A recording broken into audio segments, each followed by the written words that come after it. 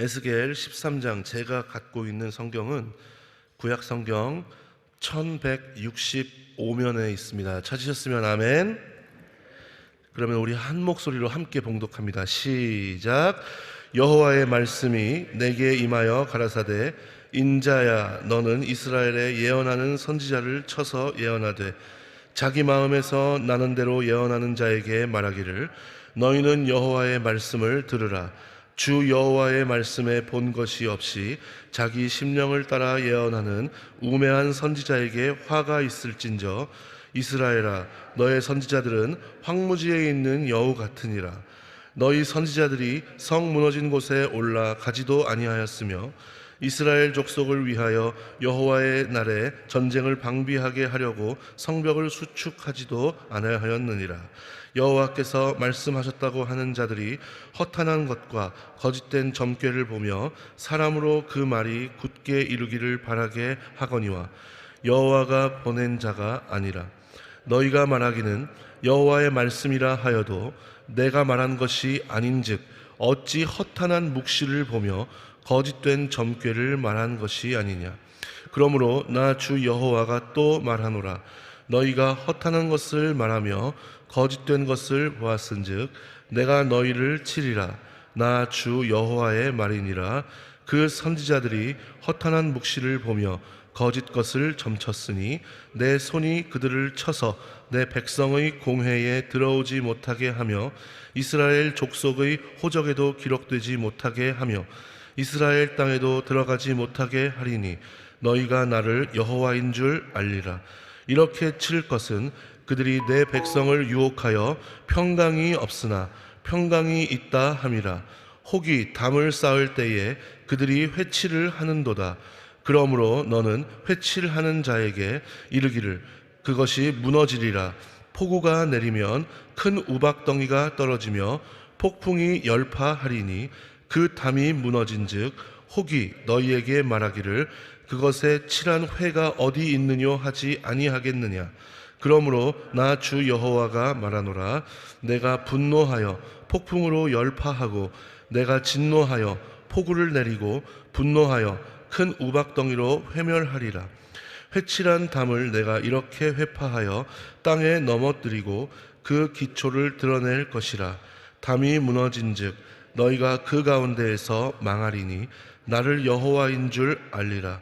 이와 같이 내가 내 노를 담과 회칠한 자에게 다 이루고 또 너희에게 말하기를, 담도 없어지고 칠한 자들도 없어졌다 하리니 이들은 예루살렘에 대하여 예언하여 평강이 없으나 평강의 묵시를 본다 하는 이스라엘의 선지자들이니라. 나 주 여호와의 말이니라 하셨다 하라. 너 인자야, 너의 백성 중 자기 마음에서 나는 대로 예언하는 부녀들을 대면하여 쳐서 예언하여 이르기를, 주 여호와의 말씀에 사람의 영혼을 사냥하고자 하여 방석을 모든 팔뚝에 꿰어 매고 수건을 키가 큰 자나 작은 자의 머리를 위하여 만드는 부녀들에게 화 있을진저, 너희가 어찌하여 내 백성의 영혼을 사냥하면서 자기를 위하여 영혼을 살리려 하느냐.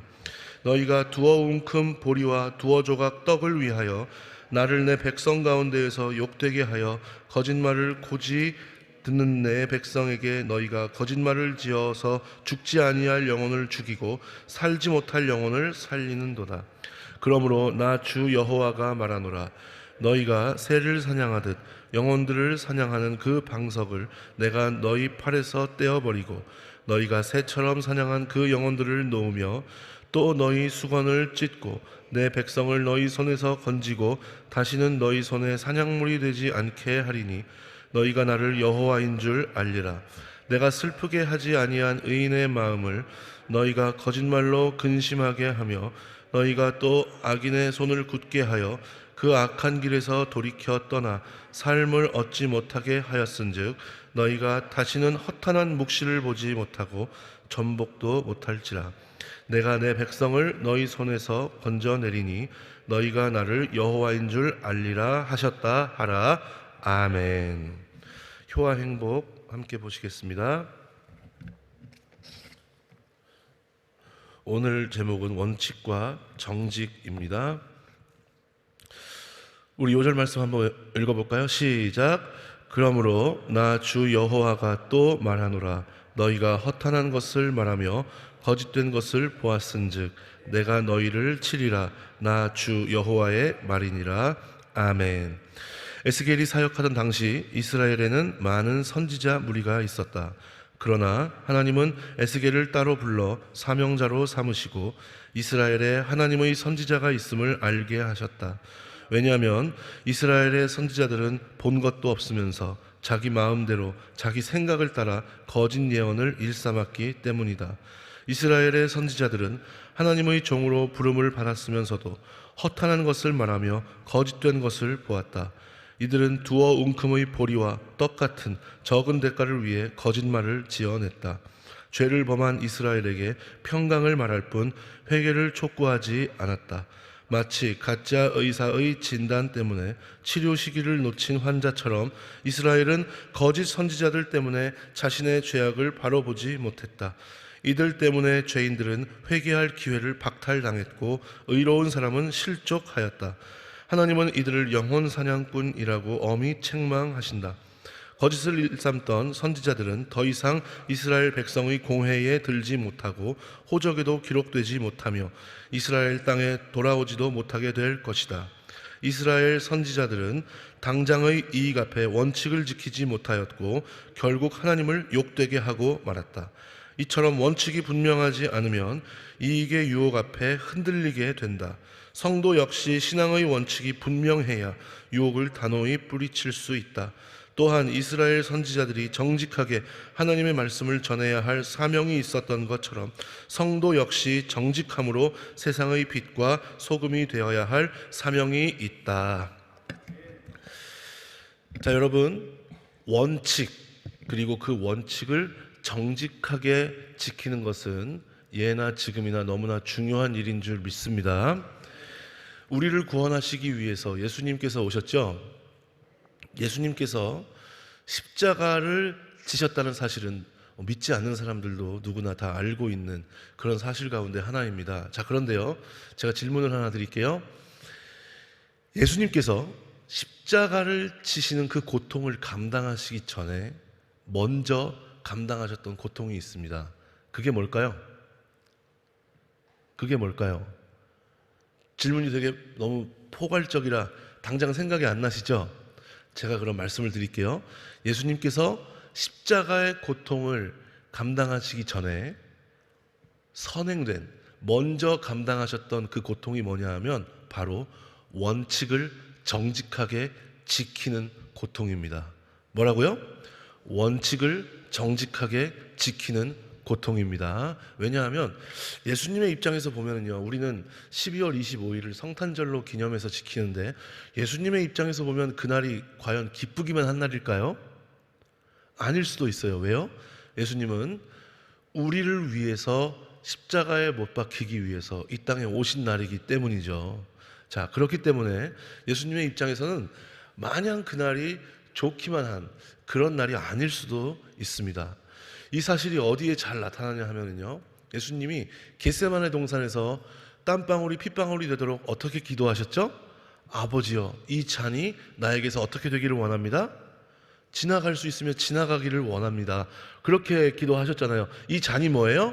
예수님께서 져야 할 십자가죠. 자, 그러나 그것이 나의 뜻대로 되는 것이 아니라 누구의 뜻대로 되는 거? 누구의 뜻대로? 그렇죠. 아버지의 뜻대로 되기를 내가 간절히 원합니다. 그렇게 기도하셨죠. 자, 이것을 볼 때 예수님께서도 지켜야 할 뭐가 있었어요? 원칙이 있었어요. 예수님께서는 하나님의 본체이시고 성자 하나님이시긴 하지만 성부 하나님으로부터 받은 사명이 있었어요. 뭐죠? 인류를 이 땅에서 어떻게 하는 것? 죄 가운데에서 구원하는 것. 사람이 사람을 구원할 수 있어요? 없어요? 없죠. 죄 없는 누군가가 오셔서 우리를 구원할 수 있는 방법밖에 없었어요. 그래서 하나님은 예수님을 통해서 그 구원의 계획을 세우셨죠. 그리고 예수님은 어떻게 하셨어요? 그 계획에 순종하신 줄 믿습니다. 예수님께서 원칙을 정직하게 지키지 않으셨다면 지금 우리가 이 자리에 있을 수 있나요? 없나요? 당연히 없겠죠. 예수님께서 십자가를 지시기 이전에 겟세마네 동산에서 땀방울이 핏방울과 같이 되는 그런 고통을 감수하시면서 먼저 선행된, 감당했던 그런 고통이 뭐라고요? 원칙을 정직하게 지키는 고통이다. 여러분 이해가 되시죠? 자, 예수님께서도 원칙을 정직하게 지키셔서 하나님께서 맡기신 사명을 이루시고 지금 우리가 이 자리에 있을 수 있도록 구원의 문을 열어주신 줄 믿습니다. 자, 그러면 오늘날에는 어떨까요? 오늘날은 그때만 그렇고 지금은 그것이 중요하지 않은가요? 아니죠. 오늘날 역시 예수 그리스도를 믿음으로 거듭난, 믿음의 경주에 첫 발을 디딘, 지금 믿음의 경주를 온전하게 해나가고 있는 저와 여러분들에게도 원칙을 정직하게 지키는, 그것은 너무나 중요한 일입니다. 교역자와 성도를 이거는 구분하는 게 아니고요. 교역자는 교역자의 입장에서, 그리고 성도님들은 성도님들의 입장에서 하나님께서 우리 가운데 세우신 원칙을 잘 지키고 정직하게 지키는 거, 이거 굉장히 중요한 일이죠. 특별히 여러 가지가 있지만 오늘 우리가 이 자리에 있는 궁극적인 이유가 뭐예요? 예수 그리스도를 그 믿음으로 인해서 궁극적인 구원, 즉 예수님께서 다시 오실 때 그 완성된 하나님의 나라에 들어가기 위해서 우리가 이 자리에 있는 거 아니겠습니까? 자, 그 관점에서 가장 중요한 것 한 가지만 오늘 보도록 하겠습니다. 자, 우리 요한계시록 말씀 한번 볼까요? 요한계시록 22장 성경 제일 뒤쪽을 펴보세요.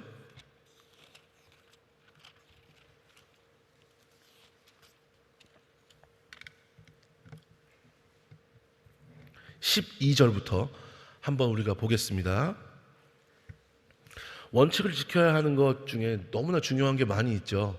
자, 그렇지만 우리가 너무나 중요하게 생각하는, 우리에게 정말 너무 중요한 믿음으로 얻는 구원의 관점에서 가장 이 시대를 살아가는데 중요하다 할 수 있는 그 한 가지만 오늘 짧게 보죠. 12절부터 한번 볼게요. 찾으셨으면 아멘.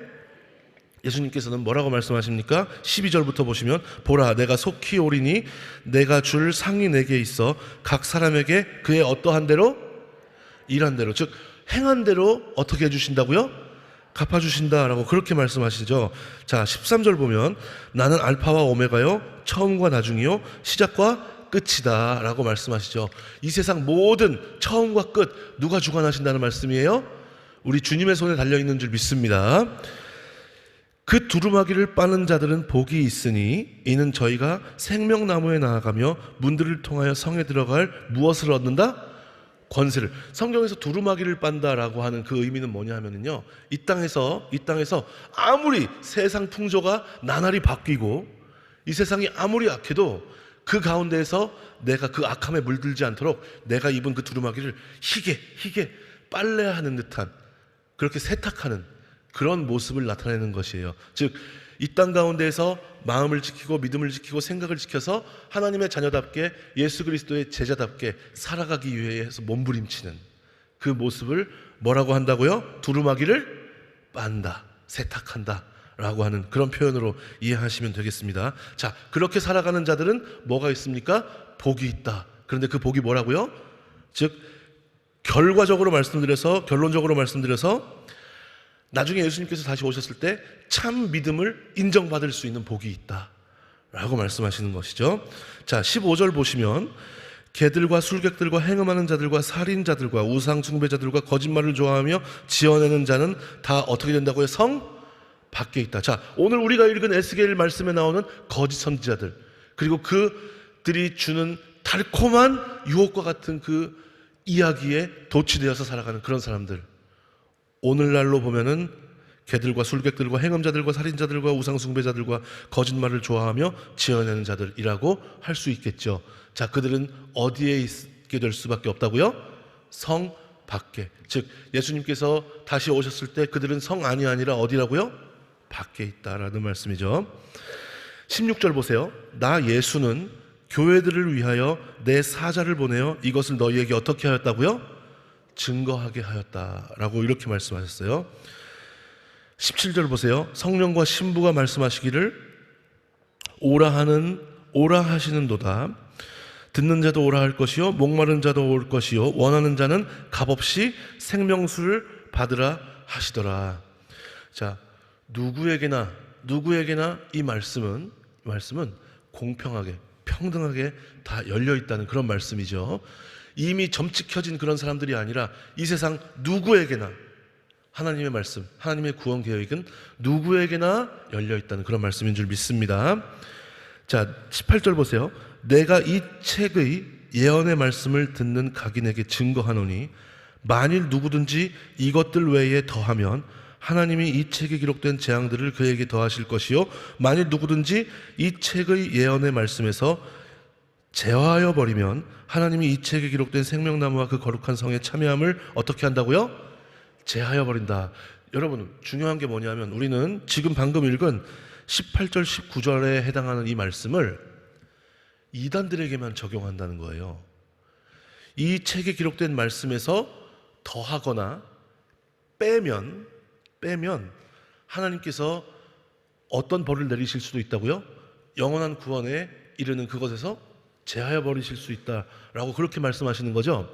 그런데 우리는 이것을 이단에게만 적용한다는 사실을 한번 잘 생각해 봐야 돼요.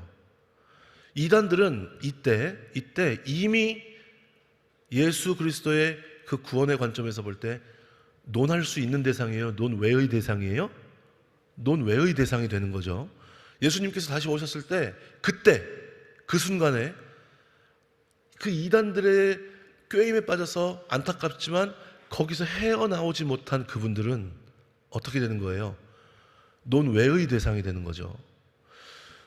중요한 건 뭐냐 하면 여러분, 예수님은 분명히 우리에게 말씀하셨어요. 이 책에 기록된 말씀에서 더하거나 빼지 말아라.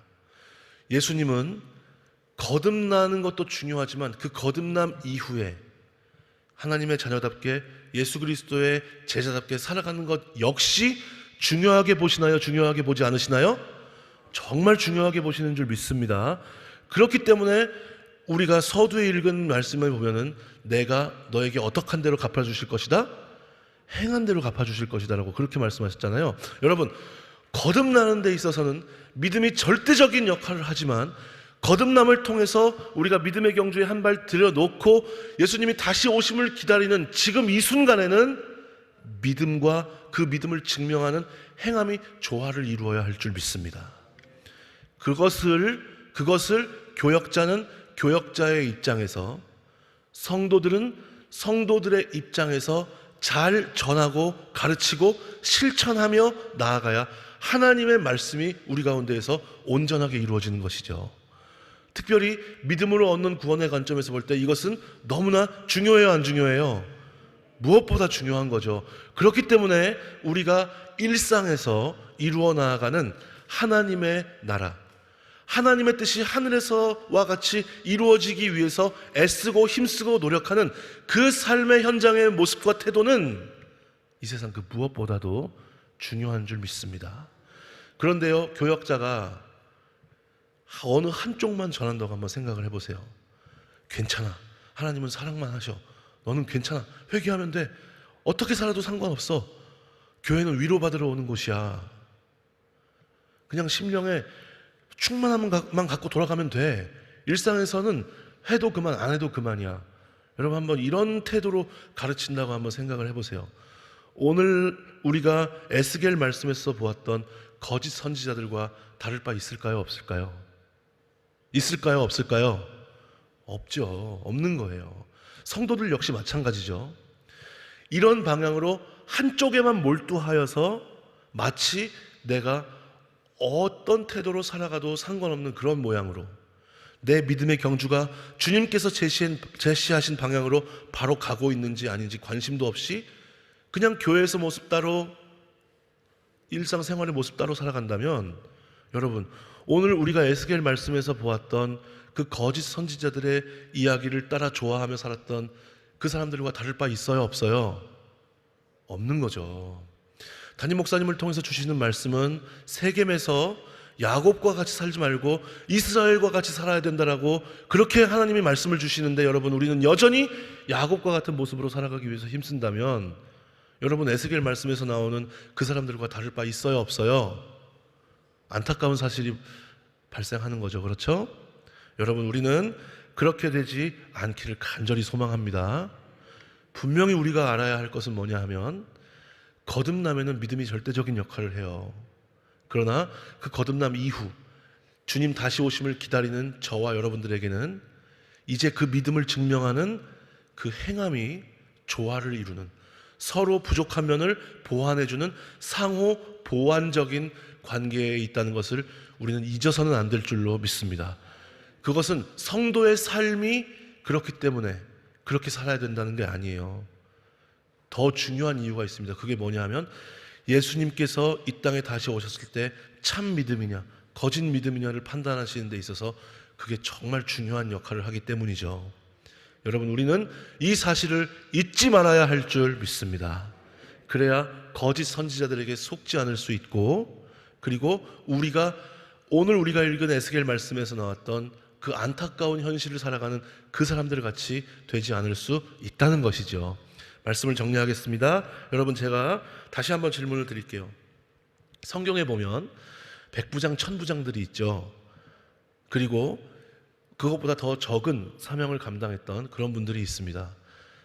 그렇다면 매너리즘에 빠진 백부장, 천부장, 그리고 하루하루를 열심히 주님 주신 그 환경 가운데에서 최선을 다해서 하나님의 자녀답게, 예수 그리스도의 제자답게 살아가는 그 십부장, 아니요, 하나님의 자녀, 예수 그리스도의 제자, 이들이 있다면 여러분 하나님께서는 전자를 더 기뻐하실까요? 후자를 더 기뻐하실까요? 당연히 후자겠죠.